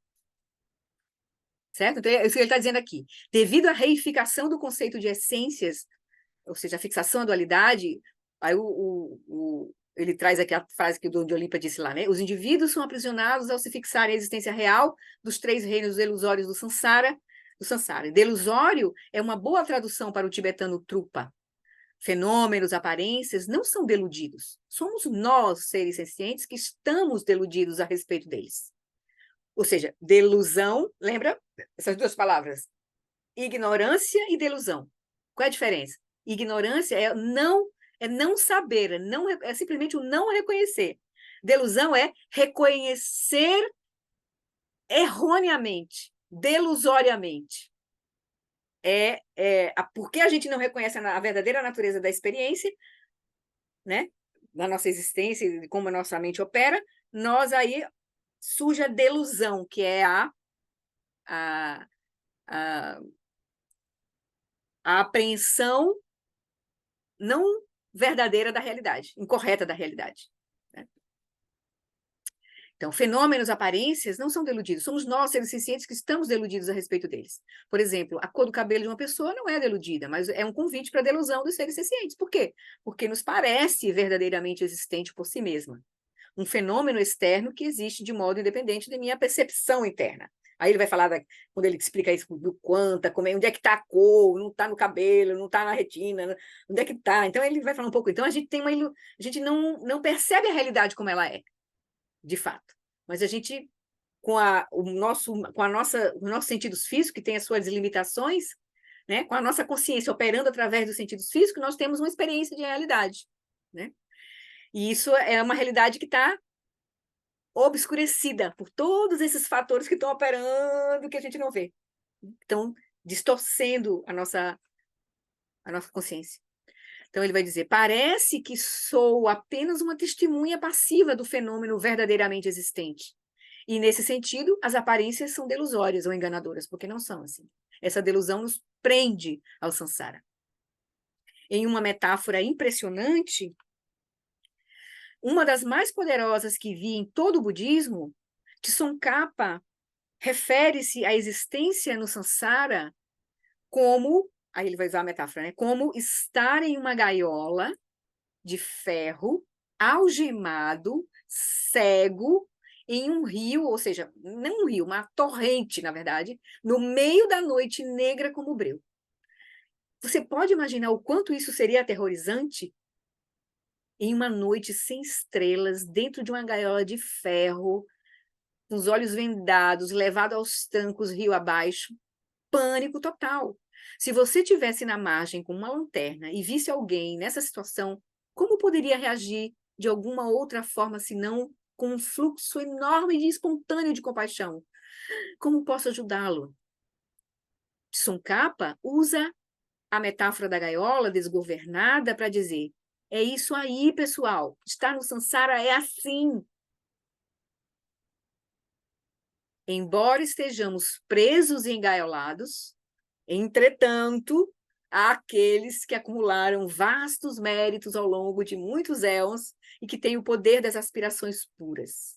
Então, para o bem daqueles que têm essa boa fortuna, que possuem o mérito, né, de alcançar a maestria, ou seja, de alcançar o conhecimento sobre a realidade última, o tesouro do espaço, através dessa consciência, a consciência primordial, consciência Dharmakaya e Dharmadhatu, que é essa consciência ilimitada e plena de qualidades.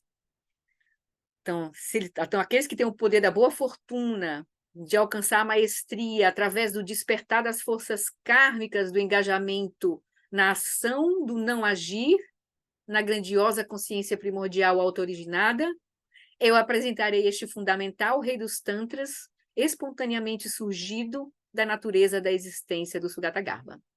Ele vai explicar agora, então, essa parte final, né? Que o Diljon Limpa diz, apesar dos seres estarem aí presos, engaiolados, não reconhecendo a sua verdadeira natureza, tem aqueles que têm o mérito, têm o momento kármico de ouvir esses ensinamentos do Dzogchen, que é, ele vai dizer, o ensinamentos, essa grandiosa, se engajar na ação do não agir na grandiosa consciência primordial auto-originada. Porque toda a prática do Dzogchen vai ser a gente repousar na consciência. Repousar na consciência, na quietude da consciência mental aqui como em meio aos movimentos da mente, que é quando a gente for tomar a mente como caminho, e depois atravessar, repousar na consciência substrato, quando a gente atingir Shamatha, e depois atravessar a consciência substrato para repousar em Rigpa e encontrar a nossa verdadeira natureza. Então, o caminho do Dzogchen é desativar completamente, é o caminho do não agir, porque não tem nenhuma atividade de ser senciente no processo. A gente vai desativar o ser senciente. Né? Então, aqui, do Diljon Limpa, então, escreveu a homenagem e prometeu manifestar o texto. Agora, ele descreve a quem esse texto é destinado. Embora a grande maioria dos seres sencientes esteja completamente presa à existência cíclica, vagando às cegas, existem entre essa miríade de seres alguns que possuem um tremendo mérito, que fizeram preces puras ao longo de muitas vidas. E como isso pode vir a beneficiá-los do John Limpa está manifestando o texto para eles. Essas pessoas afortunadas possuem algo que poderia ser descrito como força kármica ou momentum kármico. O termo tibetano para isso é letro. Le é karma. Tro é algo que resta, um resíduo. Ou seja, poderíamos usar a metáfora de uma xícara d'água, cheia até transbordar, da qual uma parte, algo que resta, derrama-se pela borda. O termo conota, então, momento, no sentido de que a nossa dedicação à prática espiritual, o momento kármico de vidas passadas, está agora transbordando. Ele não se esgotou em nossas vidas passadas, de modo que está transbordando para esta. Aí ele vai fazer uma analogia aqui, né? Os pais, por exemplo, percebem que seus filhos trazem algo consigo em termos de personalidade, de padrões de comportamento e assim por diante. Aqui do John Limpa percebe que tem seres que vão ser beneficiados desses ensinamentos, né? Porque trazem esse momento kármico. Então, os pais, por exemplo, nos filhos, né, eles dizem, se eles chegam com uma aptidão kármica para o Dharma, oriunda de atividades das vidas anteriores, como isso pode ser estimulado, ativado? Afinal de contas, a criança pode ter nascido em um ambiente onde não há nada que catalise essa aptidão. Por exemplo, uma família que não tem qualquer interesse em religião, ou em uma família profundamente religiosa, cujas crenças estão longe das crenças do budismo, por exemplo. Existem muitas possibilidades. Sei de pessoas cujo interesse pelo Dharma só foi acionado tarde na vida. É por isso que os lamas tibetanos interessam-se em identificar os tulkus, aqueles que possuem um forte momento kármico para o Dharma oriundo de vidas passadas, quando foram lamas. É melhor, eles cuidam dos tulkus, porque é melhor catalisá-los o quanto antes, esse momento kármico, né? Ao invés de correr o risco de que eles se esgotem, né? Eles esgotem as proposições kármicas positivas na torrente da existência cíclica. Por isso que eles vão atrás dos tulkus o mais rápido que eles podem, para poder já trazer os tulkus para um ambiente onde eles podem potencializar o momento kármico deles, né? No caso de Dudjom Limpa, seu momento kármico, seu transbordamento kármico foi assistido por Dakinis nos primeiros 3 anos de sua vida. Então, o Dudjom Limpa teve quando ele, né, o Dudjom Limpa que surgiu, né, já faz as diversas manifestações anteriores, ele surgiu e ele teve, quem cuidou dele nos primeiros 3 anos foram Dakinis, né? Era um poderoso, o Dudjom Limpa. Oi, Ana e Paulo. Me diga, o Tulco não é uma pessoa que está prestes a ser iluminada, não, né? Se iluminar. Ele tá no caminho, morre... né? Ele está no caminho. É assim, o Tulco, ele teve um domínio sobre o seu renascimento de tal forma que ele pôde direcionar a manifestação seguinte e deixa sinais para isso, assim. Então, quando ele é encontrado, por exemplo, com o Dalai Lama. Vocês podem ver um filme que mostra como foi que foi reencontrado o Dalai Lama, esse Dalai Lama atual, né? Uhum. 14º Dalai Lama, aquele filme Kundum. Mostra como foi o encontro da criança que foi identificada como o Dalai Lama. Então, tem uma metodologia, tem uma tecnologia para fazer isso. Eles têm sinais que eles recebem. Normalmente, os que estão muito próximos do mestre que faleceu, né? Ele deixa intenções. Eu pretendo, né, nascer a tal lugar. Tem mestre que deixa intenções assim. E aí as pessoas mais próximas normalmente tem uma ou outra pessoa que vão fazer essa busca assim. Também tem um documentário que fala a criança, esqueci o nome, quem conhece, lembra do documentário? A criança, você lembra, Átila? Eu esqueci agora. Do aluno que foi buscar o mestre dele. Que procurou o mestre dele. Isso, interessante. E, então, tem uma tecnologia. Então, eles conseguem confirmar que aquele é a sequência do mestre anterior, né? Mas, por exemplo, o Dalai Lama, antes de ser Dalai Lama, era um Tulku. Não, o nome Tulku é esse reconhecimento, aquele que é uma nirmanakaya de um fluxo anterior, reconhecido. Tá. É um reconhecimento de um fluxo anterior.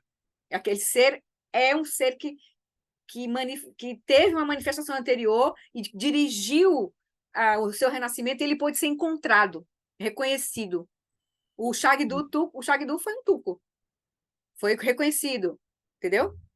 Shagdo Tulku Rinpoche, então ele foi reconhecido. O Dudjom Limpa, Dudjom Rinpoche, o do Dalai Lama, aí tem inúmeros, né? É uma prática que os tibetanos fazem porque eles sabem desse processo da continuidade da consciência, eles treinaram isso, eles têm maestria né, tem realização nessas práticas. E os mestres, eles conseguem encontrar os Então, mestres. o lama, ele está num caminho para ser um tulco, é isso? Não tem essa coisa assim. Não tem Pode coisa? ser, ele pode vir a ter a realização tal que ele indique que ele pode direcionar o renascimento dele. E aí, Tá, então, se ele for, né, encontrado, aí ele vai tá ser certo. reconhecido como um tulco. Pode ser que ele não seja encontrado, né? Entendi. Agora Mas eu todos nós, na quero. verdade, todos nós somos renascimentos. A gente não é uma pessoa que foi reconhecida como a gente até pode ser, né? Mas todos nós somos, em certo sentido, tulcos, né? Da nossa manifestação anterior, né? Somos nirmanakayas da nossa situação Agora, anterior, né? Flori, eu vou te pedir licença para voltar um pouco antes no assunto, Sim. porque ele é, acho que muito importante e muito confuso, que é essa história da Olha, fixação e da reificação. Por exemplo, teve um determinado dia que eu ouvi um barulho lá fora, um barulho forte que me assustou. Aí eu fui na varanda e vi, sim, houve um carro que bateu, quebrou né? Houve dois carros que se quebraram todos na esquina aqui perto. Então, no momento que eu ouvi aquele ruído, eu não tinha claro de que se tratava. Era um som que me você não incomodou conseguiu identificar, você não deu um nome para ele, e né? isso mexeu com um certo instinto, né, de Sim. ir ver o que era. Uhum. Quando eu vi e classifiquei aquilo, é um Acidente? acidente, o carro bateu no outro. Então aí é que eu pus a fixação. Mas a confusão é porque essas coisas, assim, se eu não, por exemplo, se eu tivesse próximo, talvez alguém precisasse da minha ajuda e eu fico inerte ali porque eu acho que isso é vazio. Não, alguma Não coisa tem. acontece nesse. O fato de a gente reconhecer a realidade como vazia não quer dizer que a gente não vá se relacionar com ela. Senão, né? É como se esse estado levasse a gente para um nada. Congelado. Não. A gente não vai ficar refém da reificação, da dualidade. A gente vai transcender a dualidade, a gente vai atuar com liberdade sobre a experiência. Entende? Esse é o ponto. Compreender a realidade, compreender a dualidade é compreender a liberdade, a forma como a nossa mente opera, dando sentido à realidade. Então, você pode olhar, um acidente de carro, pronto, se satisfez com aquele e virou. Mas você pode olhar e viu, eita, você viu vários, você pode olhar de forma mais profunda, você viu o sofrimento das pessoas, você pode ter uma ideia, não, eu vou ligar para uma emergência, eu vou fazer vai tomar uma ação, entendeu?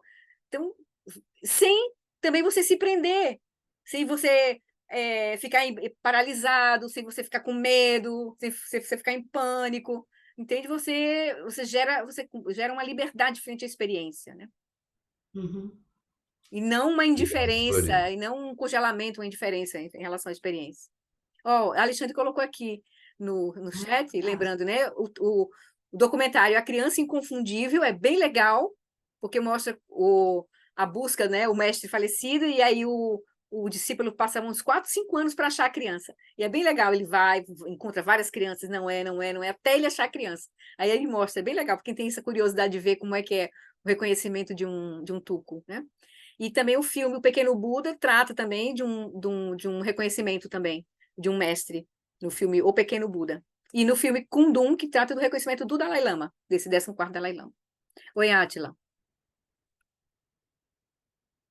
Não, é só porque é muito valioso. Esse trecho que o Lama fala da palavra letrô, letrô é justamente karma residual. Uhum. Karma residual é o quê? É aquilo que a gente está Você colhendo das traz. vidas É, passadas. você está Ou trazendo. seja, essa vida agora.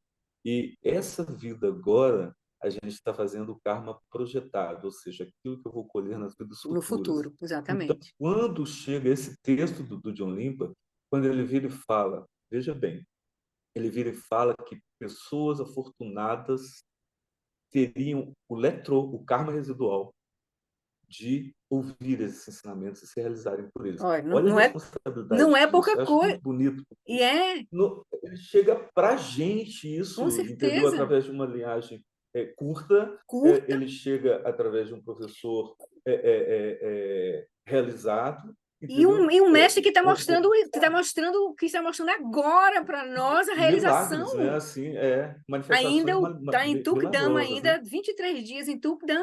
Hoje o Lama comentou, Sim. ontem, né? Eu vi o vídeo, hoje eu vi o vídeo de ontem, ele comentando que o pessoal está indo lá e está falando com ele, né? Seracandro, ele está em Tukdam, continua diminuindo, e eles não sabem ainda até quando vão deixar o corpo até eles dar sinais de decomposição, né? Mas ele continua atingindo o corpo de arco-íris, né? Transferente. Então, isso para a gente é uma coisa assim, deveria. É impressionante, é muito Não, mérito que a gente está tendo. é a prova de que esse karma residual ele está acontecendo agora. Quando a gente Uhum. vê um mestre tipo Gyatso Olha, Rinpoche o Alan Wallace realizando está em retiro, manifestações de corpo de arco-íris, dando ensinamento para a Sangha, entendeu? Enquanto o mestre está lá manifestando os Siddhis. Então, maravilhoso, assim, maravilhoso. A gente não é pouca coisa, não, gente. Vamos esse trechinho do meditar. livro aqui é fantástico. Eu adorei esse texto. Vamos Muito praticar bom. atenção plena à respiração para a gente acalmar a nossa mente, para a gente abrir espaço na nossa mente para compreender esses ensinamentos de fato e para a gente praticar, né? Então, maravilhoso. Vamos retomar aqui para a gente terminar. Então, só esse tópico para a gente concluir esse tópico a gente iniciar o próximo tópico. Oh, desculpa, eu acho que eu compartilhei o texto errado. É o do Kindle, aqui. Então, ele disse, né? Para o bem daquele. Então, ele disse: então, nós estamos tendo esse transbordamento, para os seres que têm esse transbordamento kármico, é esse texto que está sendo dirigido, esse texto. Para o bem daqueles que têm a boa fortuna, esse texto designa-se a despertar, a estimular essa força kármica. Encontramos nessa sentença um paradoxo maravilhoso: ação do não agir. E o não agir ocorre na grandiosa consciência primordial autossurgida, ou seja, automanifestada. Então, para aqueles que têm a boa fortuna de seguir esse caminho do Dzogchen, o texto pretende estimular as suas propensões kármicas de se engajarem no Dzogchen, ou seja, no não agir. O que é especificamente o não agir? O que está inativo? Isso significa que o estado de Buda ou iluminação é completamente estagnado, estático? Claro que não.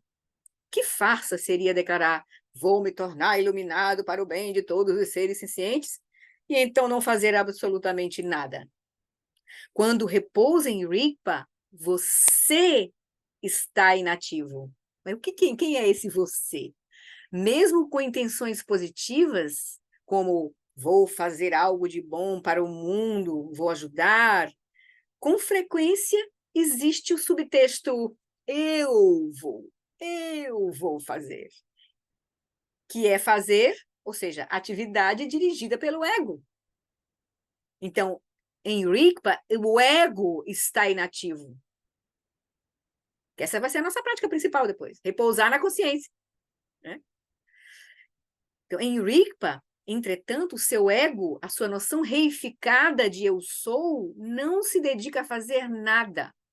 Ao repousar em Rigpa, que lembra que na primeira fase 1, nós vamos tomar a mente impura como caminho, ou seja, repousar na quietude, primeiro diferenciar a quietude da consciência e os movimentos da mente, e repousando na quietude da consciência, observar os movimentos da mente sem fazer nada com o que surgir. E é exatamente isso que vai fazer essa mente se dissolver na consciência substrato. E essa dissolução da mente comum na consciência substrato é o atingimento de Rigpa, ou atingimento de shamatha. Atingimento de shamatha, certo? E aí, nesse momento é que a gente vai ter a fase 2, onde ele vai apontar diretamente a natureza da mente, e a gente vai atravessar a consciência substrata para Rigpa, certo? Então, ele vai dizer, em Rigpa, entretanto, o seu ego e sua noção reificada de eu sou não se dedica a fazer nada. Que esse vai ser a prática do Dzogchen, né? Nosso caminho vai ser nesse sentido. Ao repousar em Rigpa, você libera espaço para outro modo de atividade manifestar-se. Um modo que não surge dos limites estreitos de um ego que pensa, eu quero isso, eu não quero aquilo. Ao invés disso, o que vai surgir provém do esplendor natural da bodhicitta última, a expressão sem esforço, espontânea, presente, auto-originada do Dharmakaya. Para que isso apareça em primeiro plano, ou seja, para que isso se manifeste plenamente, devemos silenciar o ego através da não ação. Do contrário, o ego levará o crédito por tudo. Então, ao apresentar, e vamos finalizar aqui, ao apresentar este fundamental rei dos tantras, surgido espontaneamente, então, Dudjom Limpa está dizendo que não é algo que ele tenha evocado, não é um tratado que ele concebeu e redigiu. Ele surgiu espontaneamente, né? Em vez disso, ele surgiu espontaneamente da natureza da existência do Sugata Garba. Aqui encontramos outro termo técnico, Sugata Garba, né? Sugata é um epíteto do Buda, um apelido do Buda, como Tathagata, por exemplo. Su é bom, bem, e gata é ido, formando, então, a palavra Sugata, bem-ido. Sugata, aquele que se foi bem para a felicidade genuína. Então, é seguido, então, de Garba, né? Sugata Garba. E Garba, em sânscrito, tem a conotação de ventre, ou como os tibetanos traduzem, de essência. Então, Sugata Garba é o ventre, a essência, do qual todos os Sugatas, todos os Budas surgiram, que não é outro senão Rigpa. Rigpa é esse ventre, a nossa natureza de Buda. Ok? Terminamos o comentário daquele parágrafo. Certo? Então, nós estamos ainda na introdução. O Lama, ele só está apresentando como é que surgiu o Tantra. E agora ele vai dizer, ele vai mostrar agora no próximo tópico, só para a gente lembrar, vai ver o que vai ver aqui. Deixa eu mostrar aqui o texto do próximo tópico, que vai ser ainda dentro do Dondho Limpa e Essência Vajra. Ele vai começar, eis aqui como esse Tantra surgiu pela primeira vez. Aí ele vai mostrar a visão que ele teve. Como foi, assim, né? A visão que ele teve, assim, né? Como foi que surgiu, né? Aí ele vai contar. Então, é onde a gente vai seguir no próxima terça. Então, tá bem? Tá na nossa horinha, acabamos mais ou menos dentro do horário. Legal, né, gente? Como é que vocês estão se sentindo, assim? Estão felizes? Estão com vontade de seguir? Muito bom, Flori, muito bom mesmo. É maravilhoso. E ter a sua boa vontade para nos orientar. Para mim, é uma decisão que eu tomei, assim. Eu vou penetrar esses ensinamentos. Eu vou penetrar, é minha meta, assim. E a gente não tem como começar se não for pela fase 1. Então, esse livro da fase 1 é maravilhoso para nós, assim. Oi. Flori, seguinte, quando você estava falando daquela questão do Lama dizer sobre a importância de fazer a prática de em Shavasana, né? Sim. É o seguinte, dentro do universo do yoga, isso aí é por causa da minha formação lá em yoga, sim, ótimo. a prática, a Shavasana é um asana altamente sofisticado. E ele possibilita uma coisa que se chama pratyahara. Pratyahara é abstração do sentido. Olha que interessante. Ele possibilita o desenvolvimento de pratyahara. Sim. E dizem, Então, o Lama fala também, né? Eu fiz um pouco de yoga também um tempo, e o Lama também comenta, né? Porque ele passou um tempo com a Iyengar, né? E o Iyengar disse, se você não dominar a atenção em Shavasana, você não vai estar pronto para meditação. Entendeu? Então, o universo do yoga inteiro é para te preparar para meditar. É a meditação, né? Mas exatamente. Shavasana é a mais difícil de todas, é a mais porque a gente tende a perder a consciência. asana que existe, entendeu? Porque a gente tende a perder a Justo. consciência, a É. clareza da consciência, quando você relaxa completamente. Então, o ponto é relaxar completamente consciente, presente. Esse é o ponto. Aí a gente está na condição ideal para a gente entrar no reino sutil, para direcionar a atenção para esse reino sutil da nossa mente. Né? Com o corpo totalmente em seu estado natural e a fala, né? E a respiração no seu ritmo natural e a fala no seu, no seu estado natural, que é de silêncio, sem esforço, silêncio interno da mente. O blá, blá, blá da mente. Não é a mente em si, porque a mente lá não vai deixar de surgir movimento, pensamentos. Mas aí são pensamentos involuntários. Que a tendência depois é, inclusive, ela diminuir muito. Quando a mente está muito quieta e está acalmada, isso se torna muito calmo. E aí você vai pensar quando precisar pensar. Usar a mente quando precisar usar a mente. Não ser usado, ser arrastado pela mente. As emoções serem arrastadas pela mente, o corpo ser arrastado pela mente. Porque a mente é o agente da nossa experiência. É a mente que é o agente da nossa experiência. A gente vai ser a primeira instrução Vipassana da fase 1. Ele vai dizer, entre corpo, fala e mente, a primeira coisa que você tem que saber é quem é primordial. Quem é que determina a experiência? É o corpo? É a fala? Ou é a mente? Então, antes da gente começar a tomar a mente como caminho, ele dá a instrução de chama, então ele vai primeiro mandar a gente fazer essa investigação. Certo? E depois, se é a mente, o que é? Onde está a mente? O que é essa mente? Onde ela está? Então, ele vai dar essa vacina de Vipassana para a gente no início, antes da prática de tomar a mente como caminho. Porque quando a gente tomar a mente como caminho, a gente vai estar sabendo que a mente é primordial, ou seja, a gente sabe para onde a gente tem que olhar, e que a mente não tem localização, origem nem destino. A gente não encontra a mente, ela é vazia de origem, localização e destino.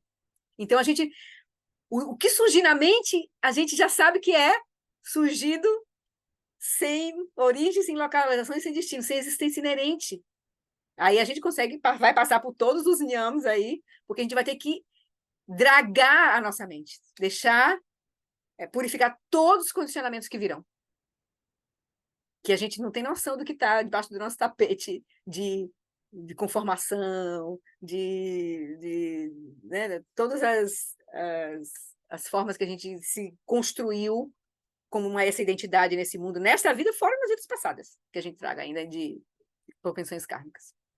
Então, é um processo interessantíssimo, assim. Quando a gente começa a entender, a gente vê, uau, é isso, realmente. Isso só é a primeira fase, né? Depois é que vem Shamatha, ou a Vipassana, segunda e terceira fase é a Vipassana, para a gente desconstruir tudo, para poder depois fazer o Treksho, chegar no Treksho, que é a prática do Dzogchen mesmo, né? A gente vai ter que fazer Shamatha e Vipassana, as fases 1, 2 e 3. E 4, ele diz, ou você segue por aqui, ou faz um pouco de estágio de geração e completude para ajudar, mas aí ele já começa a apontar Treksho. Aí fase 5 e 6 é a visão do Dzogchen. Vou atravessar mesmo, 5 e 6. Aí 7 é Togal. Que aí... Mas se a gente atravessou, já tá com a mente iluminada, assim. Aí você pode, se quiser atingir o corpo de arco-íris, praticar Togal. Mas é isso aí. Oi. Deixa eu só te fazer uma pergunta. Quando você trouxe aquele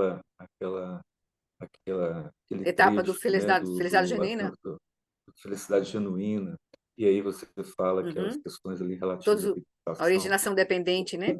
Uma coisa que me ocorreu é, quando você diz assim, Eu não, o com Lama, né? relação à mente, Sim.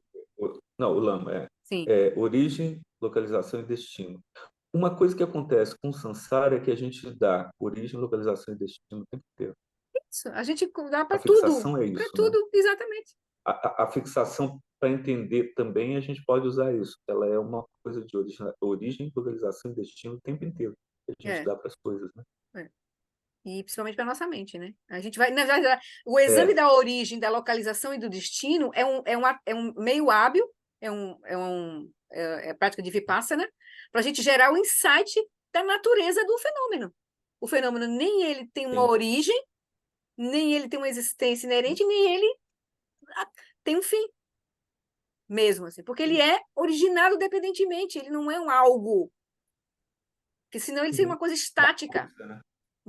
Ele não Sim. teria comunicação, ele seria um estático. Aí é a parte de Vipassana mesmo, que aí ele vai entrar um pouco na fase 1, mas a fase 3 vai ser toda para isso, assim, para desconstruir toda a reificação, toda dualidade, né? Tá bom, queridos? Então tá. Então, bem-vindos aí, tamo junto. É uma aventura.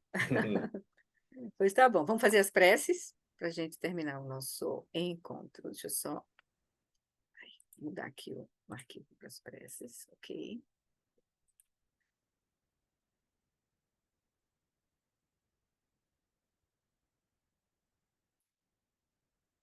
Por essa acumulação de méritos, possa eu obter a onisciência que tudo vê, e possam todas as falhas ser superadas.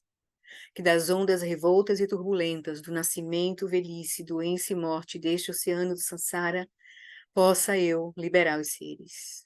Sonandi tanche zipani tone ne pedranam panjeshin kegana ti balon trupai sipet soledro adroa show. Prece longa vida ao Lama Long Wallace e a todos os nossos lamas, que o professor Sakyamuni, o grande Vajradhara, e aquele que sustenta os mistérios de todos os jinas, Padmasambhava, possam firmar os pés de lótus daqueles que sustentam os ensinamentos e fazem com que os feitos do Buda brilhem como o sol e a lua. Aquele que derrama uma grande chuva de amor sobre seres em terras distantes e sustenta-os com o néctar dos ensinamentos do Buda, aquele ilimitadamente afortunado, o grande ser conhecido como Alan Wallace, possa sua vida ser longa. Em Jambudvipa, em geral, e especialmente no Ocidente, você ilumina os ensinamentos dos jinas como a luz do sol. Ó Mestre, possam sua longevidade e seus feitos ser muito extensos, e possa você guiar todos os seres no caminho da liberação, e nunca soltar a nossa mão até a nossa iluminação completa. Prece para a preservação dos ensinamentos de Dudjom Limpa. A extensiva tradição da transmissão de Padmasambhava é a escola da tradução antiga da grande perfeição. Dudjom Limpa é o sustentáculo desses ensinamentos da essência definitiva. Que seus profundos termas possam ser preservados pelo estudo e pela prática, para que não diminuam até o final da existência condicionada. Que a grande tradição do Abade Shantirakshita, do mestre Padmasambhava e do rei Trizon Deutsen, que é o budismo tibetano, né, possa florescer, que é a linhagem Nyingma, possa florescer e permear os 3 reinos. Que a presença das 3 joias nunca se separe do fluxo mental dos seres, assegurando assim um sublime bem-estar através dos 3 tempos. E a dedicação final, por essa virtude, possa eu rapidamente realizar o Lama de Odiana, o Vajranasi do Lago, ou seja, né, o Samantabhadra, e possa eu conduzir todos os seres, sem exceção, a esse estado de realização. Gewadi Duda, Orgen Lama Drugyune, Droatika Malupa, Dei Salagopa, show. Pois bem, queridos. Foi ótimo. Obrigado. Muito Obrigada obrigada. também. Meditem, viu? Nem que 5 É, minutinhos, com 10 certeza. minutinhos por dia. Façam uma prática de atenção plena, solta a mente, viu? E fiquem atentos no dia a dia. Ao corpo, à energia e à mente. Não solta o blá, blá, blá. Faça uma coisa com presença. Tá bom? Com a mente livre, livre. Olha. Obrigada. Tá, obrigada.